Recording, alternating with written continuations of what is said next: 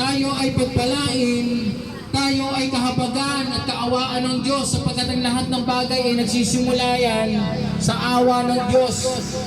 Lahat ng bagay sa buhay natin, nung tayo ay walang trabaho, humingi tayo ng awa sa Diyos. Aking Diyos, maawa ka, bigyan mo po ng trabaho. Pag wala kang negosyo, sabihin mo, Ama, Diyos Ama, ako'y nananalangin, maawa ka na. Ang negosyo ko, pagpalain mo. Pag nananalangin tayo, humingi tayo ng awa ng Diyos.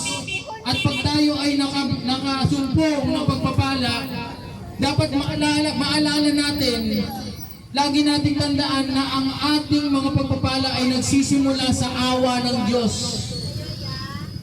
Pag ikaw ay nasa ospital o meron kang sakit, ikaw'y mananalangin, sasabihin mo, maawa ka, Diyos Ama, ako'y pagalingin mo. Minsan pinagpipray mo, ang iyong kapatid, ang iyong magulang, na gumaling sa sakit, sabihin mo, maawa ka. Maawa ka. Diyos Ama, pagalingin mo ang aking nanay, ang tatay. Parang awan mo na, Diyos Ama. Di pa humingi tayo ng awa? Kaya lahat ng bagay ay nagmula sa awa ng Diyos. Ika'y pinagpapala dahil nanalangin ka, humingi ka ng awa. Habag ng Diyos. Kaya tayo may buhay na walang hanggan, sapagkat ang awa ng Diyos ay punong-puno. Walang katapusan ng kanyang habag. Kaya ibinigay niya ang kanyang bugtong na anak. Walang iba kundi ang ating Panginoong Jesus Kristo, Hari ng mga hari, Panginoon ng mga Panginoon, ang ating tagapagligtas, nagbigay sa atin ng buhay na walang hanggan. Tayo po ay inaanyayahan ng Panginoon na lumapit sa Kanya. Kayang-kayang baguhin ng Panginoon ang ating buhay. God can turn our life around.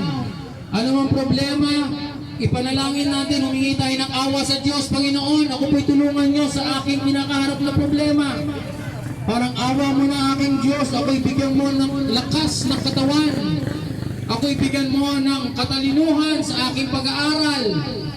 Bigyan mo ako, Panginoon, ng tapang sa aking trabaho, kalakasang pisikal sa aking ginagawang trabaho, sa aking negosyo. Maawa ka, aking Diyos. Ganyan po tayo manalangin. Ang awa ng Diyos ay hinihingi natin. Ang tanong, ito ang tanong.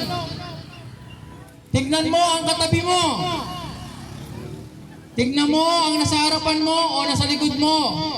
Tanungin mo, kaawa-awa ka ba? Karapat-dapat ka bang kaawaan?